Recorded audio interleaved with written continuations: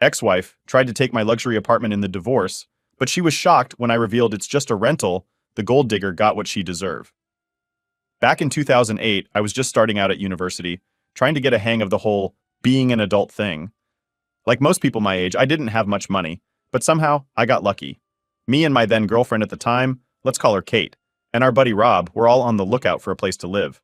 We were searching for something that wouldn't completely drain our wallets, and after weeks of scrolling through ads, something pretty cool came up. This place was a 2-bedroom apartment, right in the middle of the city. Like, the location couldn't get better. Shops, restaurants, campus, everything was right there. The rent? Way below what you'd expect for that area. It almost felt like we'd hit the jackpot, and honestly, we kinda had. The owner of the place had some tough times because of everything happening back then. Economy wasn't great, people losing jobs, that kind of stuff. She lost her job and decided to move abroad, try her luck somewhere else. Since she didn't want to deal with managing the apartment from another country, she made a pretty sweet deal with us. We could live there as long as we took care of the bills and maintenance. It was almost like we owned the place, but we didn't. We were renters, just with a bit more control over things. It wasn't some big fancy arrangement. She trusted us enough to handle everything, and we didn't have to bug her about stuff. In return, we got to live in this awesome spot for a fraction of what most people were paying in that area. So it was me, Kate, Rob, and Rob's girlfriend at the time, all packed into this little 2-bedroom apartment. It was tight, yeah, but we made it work. Rob and his girlfriend took one room, and Kate and I had the other. We were all just starting out, so it wasn't like we were picky. We were more excited about having a roof over our heads and a place to crash after late nights of studying or hanging out with friends. I know it sounds crazy, but it really did feel like our own place. Even though we were renting, I was the one handling everything. Bills, maintenance, rent. It was all in my name, and I guess over time I started thinking of it like my apartment. I didn't even consider it weird that I wasn't the actual owner, just the renter. It was all so normal to me. Fast forward a couple years, and things changed. As they do, right? Kate and I broke up. No big drama, we just drifted apart. Happens. Rob and his girlfriend? They decided to move out and get their own place, which left me with the entire apartment to myself. It was a weird shift, going from a full apartment to just me. I mean, I'd gone from sharing a place with 3 other people to being completely alone in the middle of the city. It was quiet, but honestly, I kinda liked it. The rent stayed the same, super cheap for what it was, so I figured, why not just stay? I could afford it on my own now that I had a full-time job. Sure, it was a 2-bedroom apartment, but I didn't need to move out just because I was the only one living there. I mean, what are the odds I'd find another place that good for that price? Living alone wasn't as bad as I thought it'd be. I had friends over all the time, and the second bedroom became sort of a free Airbnb for people who wanted to crash after a night out or didn't feel like trekking back to wherever they lived outside the city. It wasn't like I was charging anyone or anything. It was just a place for my friends to hang out or spend the night when they needed to. I liked the company, too. Kept things lively. And because I was handling everything like bills, rent, repairs, whatever, it really did start to feel like my own place. It's funny, but I never really thought much about the fact that it was still technically a rental. I'd been there so long, dealing with the landlord directly had become second nature. She trusted me, and I took care of the place like it was my own. At this point, I was basically running the whole show, and I guess that's when I stopped thinking about it as just a rental. The landlord even told me she didn't want to deal with all the paperwork every month, so we made this deal where I'd just handle everything and she'd let me stay. It was all under the table, super low-key, and worked out great for both of us. I paid rent straight to her, and she didn't have to worry about anything else. As long as the money came through and I kept the place in good shape, she was happy. I mean, I wasn't about to complain. It was way cheaper than what anyone else was paying in that part of the city, so why would I rock the boat? So yeah, there I was, early 30s, living solo in this sweet 2-bedroom apartment in the city. To everyone else, it probably looked like I had my life all figured out. Great location, nice apartment, steady job. Honestly, I felt pretty content with how things were going. Sure, I didn't own the place, but it was mine in every way that mattered, at least in my head. And that's pretty much how things went for a long time. The apartment became part of my identity, if that makes sense. People would ask me where I lived, and I'd just say, my place in the city. I didn't think much about it. I guess in my mind it was mine, even though legally it wasn't. It's not like I was out here pretending I was some big-shot homeowner. I didn't even really think about it like that. I was just a guy living in an apartment he'd been in for years, paying rent and keeping things running smoothly. It was my home, plain and simple.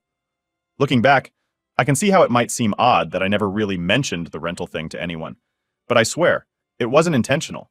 It just didn't come up. I wasn't hiding anything, and I wasn't trying to pull the wool over anyone's eyes. It just became part of my routine, my life. Rent paid, bills sorted, friends crashing in the spare room. It all felt pretty normal. But I guess that's where things start getting a bit more complicated. So, fast forward to 2020, life was going pretty well, all things considered. I was still living in the same apartment, still loving the central location, and things were smooth. My job was steady, and I'd gotten pretty used to living solo. But sometimes life just throws people at you when you least expect it. That's when I met Melissa. It wasn't anything super dramatic or love at first sight stuff. We met through some mutual friends at a party. She was cool, smart, and we hit it off pretty quickly. We got into a conversation that just flowed. We were talking about random stuff, travel, work, life, and it felt like we were just on the same page about a lot of things. I could tell she was one of those people who had her life planned out. She had goals, a timeline for everything, which was refreshing at the time. Now, I'll admit, things moved faster than I was expecting. Melissa wasn't shy about wanting to settle down. She made it clear early on that she was looking for something serious. And me being me, I thought, why not? I wasn't getting any younger, and she seemed like she had her life together. Plus, I was kind of swept up in that whole new relationship excitement, where everything feels great, and you don't really stop to think about the small stuff. We started dating pretty seriously, and within a few months, things got even more intense. Melissa started dropping hints about wanting to move in together. I wasn't against the idea. I mean, we were getting along really well, and it felt like the logical next step. The apartment was more than big enough for both of us, and honestly, I thought it'd be nice to have someone around more often. When we talked about moving in, it never really crossed my mind to sit her down and explain every little detail about the apartment. Like, sure, it was technically a rental, but it had been my home for so long that I didn't think it mattered. I was the one handling everything, paying rent, taking care of the bills, all that. In my head, it wasn't a big deal. To me, it felt like my place, and that's what I called it. I never even thought to clarify that I didn't own it. It just didn't seem relevant. So, yeah, Melissa moved in pretty quickly after that. We were officially living together, and for a while, everything was going great. I mean, we had our little routines, cooking together, watching Netflix, the usual couple stuff. She started making small changes around the apartment, adding her own touch to the decor and rearranging furniture. I didn't mind. In fact, I kind of liked that she was making the place feel more like ours, instead of just mine. Now, here's where things started to get a bit tricky. Melissa wasn't just thinking about moving in. She had the whole future mapped out. She was talking about marriage within the first 6 months of dating, and I was like, whoa, okay, this is moving fast. But like I said before, she had a plan, and I was in that phase of just going along with it because, honestly, it didn't seem like a bad idea at the time. By early 2021, we were engaged. Yep, I put a ring on it. Again, it all happened so fast that I didn't really have time to process everything. But I was in love, or at least I thought I was at the time, and marriage seemed like the natural next step. Plus, Melissa was already in full wedding planning mode, and I was just kind of rolling with it. She was excited, and I didn't want to rain on her parade by asking too many questions or slowing things down. Looking back, though, there were definitely moments where I should have pumped the brakes a bit. Like Melissa was always talking about our future and making plans that sometimes didn't even feel like they involved me. She'd talk about buying a house, starting a family, and all this stuff that honestly felt a bit overwhelming. But I was in too deep at that point to really stop and think about whether I was actually ready for all of that. It felt like I was just being swept along in the current. The apartment, meanwhile, became more and more ours in Melissa's eyes. She'd bring up ideas about renovations, maybe knocking down a wall to open up the kitchen or turning the second bedroom into a nursery. I'd just nod along, thinking, well, that's not going to happen. It's not like I could make major changes to a rental apartment, but again, I didn't see the need to explain that. I didn't think it was important. After all, we were happy, right? We got married in mid-2021, and for a while, things were still good. Married life didn't feel that different from living together before. We had the same routines, the same little habits, but there was this slow shift. I don't know exactly when it happened, but somewhere along the way, we started growing apart. It was subtle at first, little disagreements over trivial stuff like what to watch on TV or where to go for dinner. But those small things started adding up. Melissa, who had once been so focused on our future, started spending more time with her friends or going out by herself. Meanwhile, I was still doing the same old thing, working, hanging out at home, keeping things running like I always had. It was like we were living two different lives under the same roof, and neither of us really knew how to bridge that gap. By the time 2022 rolled around, It was becoming pretty clear that we weren't on the same page anymore. We'd have these awkward silences where we'd both be sitting in the same room, but it felt like we were miles apart. The conversations that used to come so easily were now strained, and we were both tiptoeing around the fact that something was off. We tried to fix it, of course. We had those heart-to-heart talks where we promised to work on things, to communicate better, to make more time for each other. But the truth was, we were just too different. Melissa still had her big plans, and I was starting to realize that I didn't really fit into them. I wasn't sure if I ever had. And that's when the talk of divorce came up. Neither of us was happy, and after one particularly rough conversation, we both admitted that maybe this wasn't working out the way we'd hoped. It wasn't anyone's fault, really. We just weren't right for each other. So after just over a year of marriage, we agreed to part ways. We were surprisingly calm about the whole thing. No big fights, no slamming doors. We just sat down like adults and decided to call it quits. We'd tried, but it was time to move on. Melissa made plans to move out, and I figured I'd just go back to living alone in the apartment, just like I had before. But of course, things didn't end there. Not by a long shot. So, after Melissa and I decided to get divorced, things were surprisingly chill for a while. We both kind of just did our own thing, living in the apartment while she made plans to move out. I figured, okay, this is going smoother than I expected. No big fights, no screaming matches, just two people realizing they weren't meant for each other. We were both handling it like adults. At least, I thought we were. I was at work one day, going about my usual stuff, when I got this email from Melissa. I figured it was something about moving or the divorce paperwork, but nope, it was something else entirely. The subject line didn't give much away, just said something like, apartment info. I clicked on it, and there it was, a full-blown real estate valuation report attached to the email. I remember sitting there, staring at my screen for a solid minute, trying to process what I was looking at. Melissa had gone behind my back and hired someone to evaluate the apartment's worth. Like, she actually paid someone to come in, check out the place, and tell her how much it was worth on the market. She didn't mention this to me beforehand, didn't ask if I wanted to be involved, nothing. And then, in the body of the email, she casually dropped the bomb that she expected me to pay her half of the apartment's value once she moved out. I couldn't believe it. I was dumbfounded. Half of the apartment's value? What value? This place is a rental. I'm sitting there thinking, has she completely lost her mind? I thought maybe she was joking, or maybe she misunderstood something. So I took a deep breath and typed out a response, trying not to lose it. I wrote back something like, hey, did I never tell you this place is a rental? I explained that I've been renting this apartment for years and paying everything directly to the owner, and that I don't own anything here. I couldn't just give her half of the value because there wasn't any value to split. It's not mine to sell. I made it clear that I didn't ask her to get a real estate appraisal, and honestly, I couldn't figure out why she thought I could afford to buy out half of a place in the city center. She knows where I work and how much I make. It's not like I'm rolling in cash here. Her response? She didn't take it well, to put it mildly. About 10 minutes after I sent that email, my phone started buzzing like crazy. It was Melissa, and the second I picked up, she started yelling. She was going off about how I had lied to her for years, how I had hidden the fact that we were living in a rental, and how she thought this was our property the whole time. I tried to get a word in, but she was so angry, I couldn't even think straight.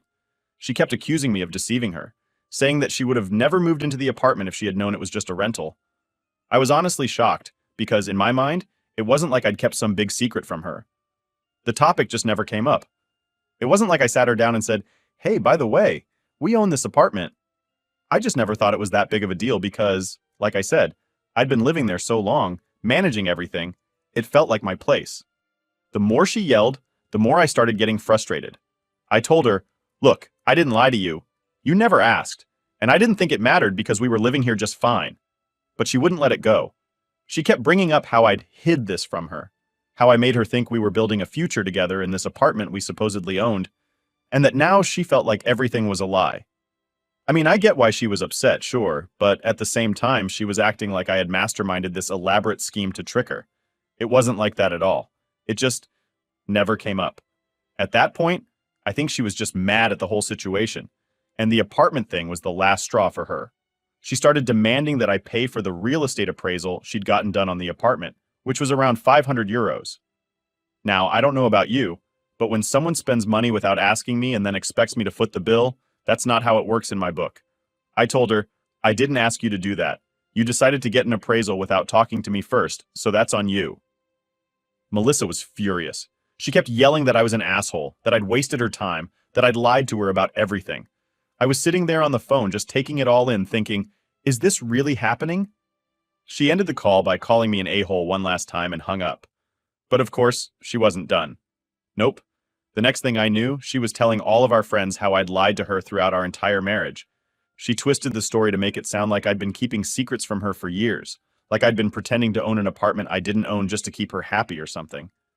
Suddenly, our friend group was buzzing with messages and group chats, people taking sides, debating whether I was in the wrong or if she was overreacting. Some of our friends were sympathetic towards her, saying that I should have told her up front that it was a rental. Others, though, thought she was making a big deal out of nothing and that she should have asked more questions before assuming things.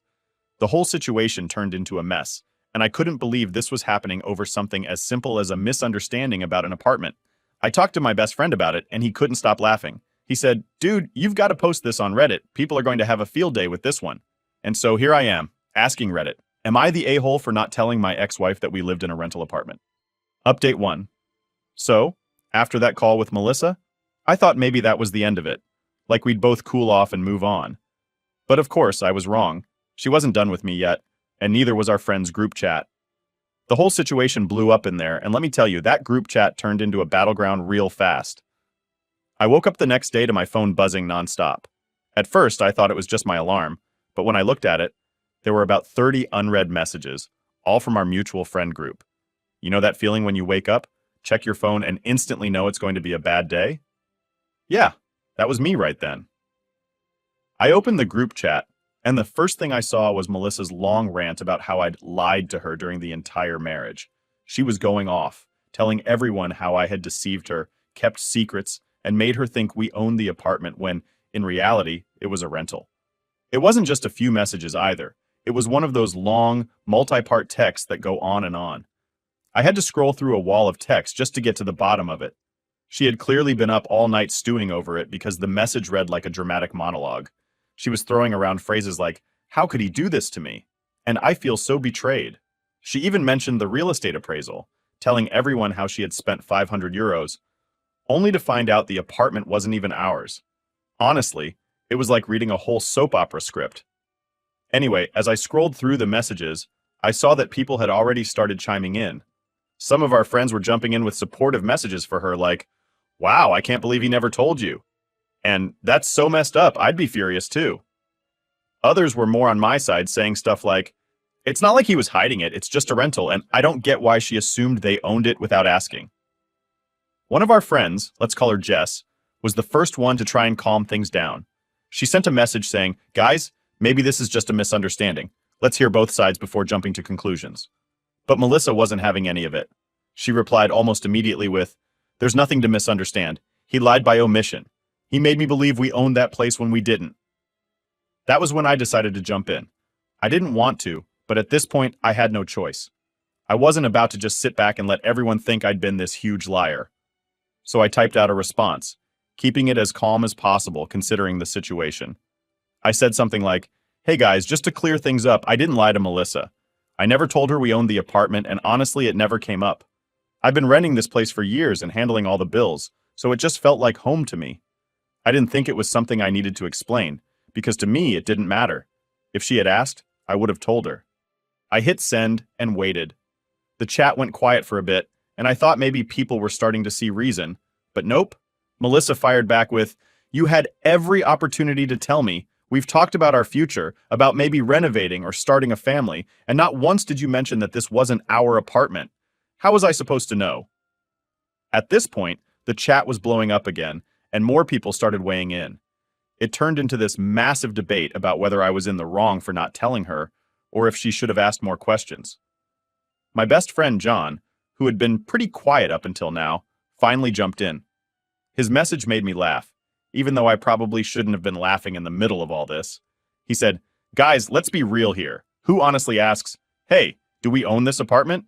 on a first date? If you're living together, you're probably more focused on figuring out what to have for dinner, not whether you're renting or owning." I was dying. John always had a way of cutting through the BS with his dry sense of humor.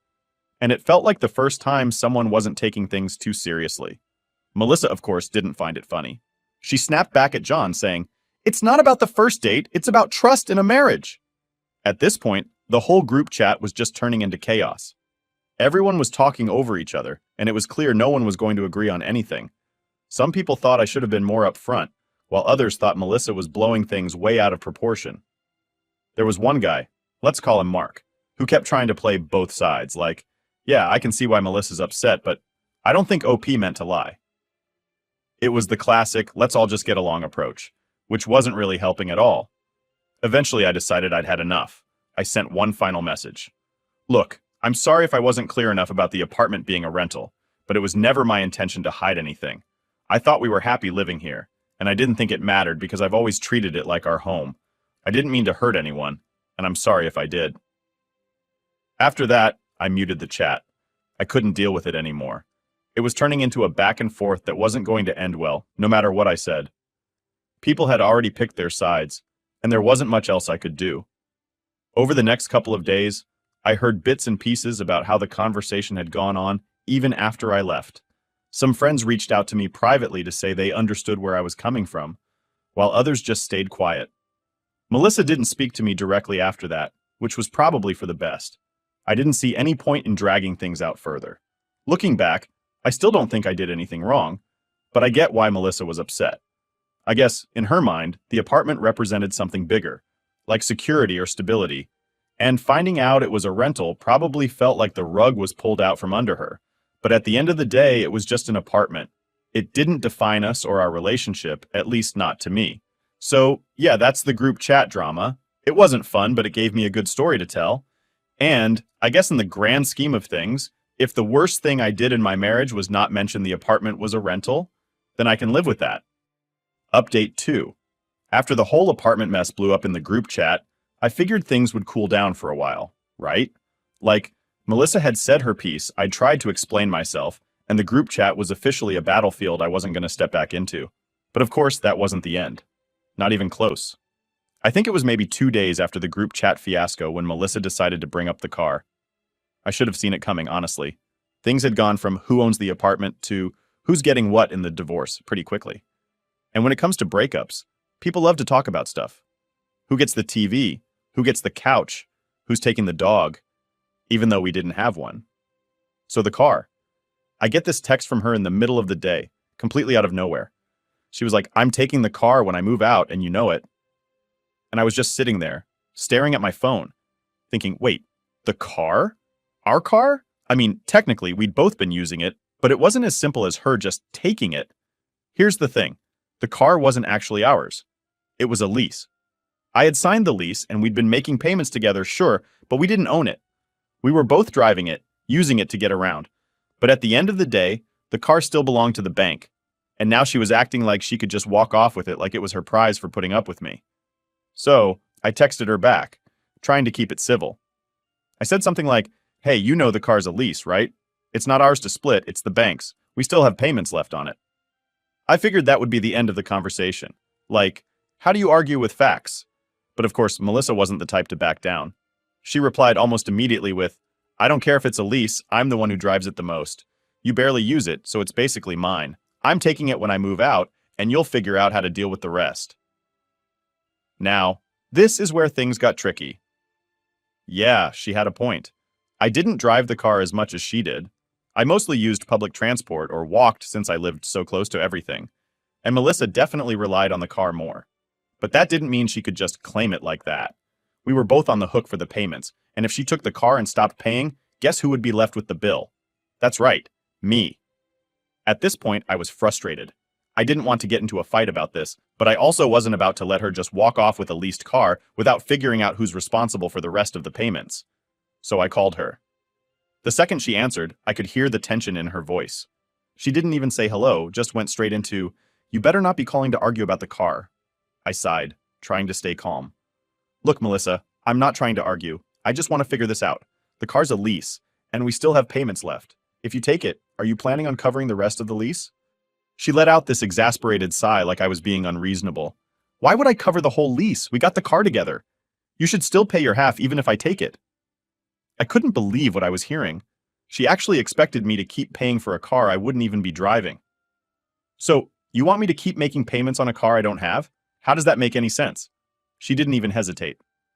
Because it's your responsibility too. We got it together, remember? Just because I'm taking it doesn't mean you're off the hook. You need to help out with the payments. I was starting to lose my patience. Melissa, come on, if you take the car, it's yours. I'm not going to keep paying for something I don't have access to. That's not fair. There was a long pause, and for a second, I thought maybe, just maybe, she was going to see my side of things. But nope. She came back with, well, if you don't want to pay for the car, then I'll just give it back and let the bank deal with it. How about that? I couldn't believe it. She was basically threatening to dump the car and leave us both in a worse situation just because I didn't want to pay for her to drive it. That's not a solution, Melissa. If we give the car back, we're both going to have to deal with the penalties for breaking the lease. You really want to do that just to prove a point? She didn't answer right away, and I could tell she was thinking it over. Finally, she said, fine. What if we split the lease until it's up, and then I take it over completely? I considered it for a second. It wasn't a terrible idea, but it still didn't sit right with me. I wasn't sure if I could trust her to keep up with the payments once she took over, and if something went wrong, I'd still be tied to the lease. But at the same time, I didn't want to fight about this forever, so I agreed, sort of. All right, here's the deal, I said. We'll split the payments for now, but once you move out, the car's officially yours. You take over the payments completely, and I'll sign off on it. That's the only way this is going to work. There was another pause, and I could hear her thinking it over. Finally, she said, fine, but you better stick to your word. I hung up, feeling a mix of relief and frustration. I mean, we'd come to some sort of agreement, but it still felt like a lose-lose situation. I wasn't thrilled about splitting payments on a car I wasn't even using, but at least there was a plan to get out of it eventually. After that, things went quiet for a few days. I didn't hear much from Melissa, and for once, the group chat wasn't blowing up with drama. It seemed like the car situation was settled, for now at least. But knowing Melissa, I wasn't holding my breath. Update 3. So here's a fun twist I didn't see coming. Melissa found out about this Reddit post. Yeah, I'm not entirely sure how she found it. Maybe one of our mutual friends snitched, or maybe she was just creeping through Reddit to see if I'd said anything about the whole situation. Either way, she found it, and she was not happy. I was chilling at home thinking things had finally calmed down when my phone started ringing. It was Melissa, and I had a feeling this wasn't going to be a friendly chat. I picked up, and before I could even say hello, she went off. You need to delete that Reddit post right now, she snapped. I can't believe you'd write about our divorce and make me look like the bad guy. I was caught off guard for a second. I mean, I wasn't really dragging her through the mud here. I was just telling my side of things.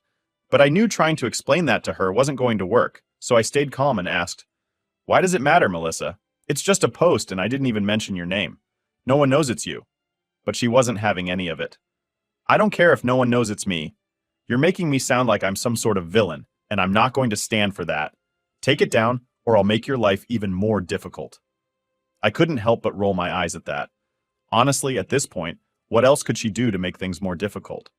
We were already arguing about the car, the apartment, and everything else under the sun, so I figured if she wanted to play this game, I could play too. All right, I said, staying calm. I'll delete the post, if you agree to pay me back for your share of the rent while you were living with me. You know, since I was covering everything while you were there. There was a pause. I could almost hear her fuming through the phone. Are you serious? She said, her voice dripping with disbelief. You want me to pay you back for the rent when we were married? You are such an a-hole. I didn't even get a chance to respond before she hung up. Just like that, the conversation was over. I sat there for a second, staring at my phone, trying to process what had just happened. Was I really the bad guy for asking her to chip in for the rent? I mean, we were both living there, but I was the one handling everything. Bills, rent, all of it. It didn't seem unreasonable to me, but apparently she thought otherwise. So, yeah, she called me an a-hole and ended the conversation. I guess that means the post stays up. Honestly, I don't see what the big deal is. It's not like I'm lying or making stuff up. I'm just sharing what happened.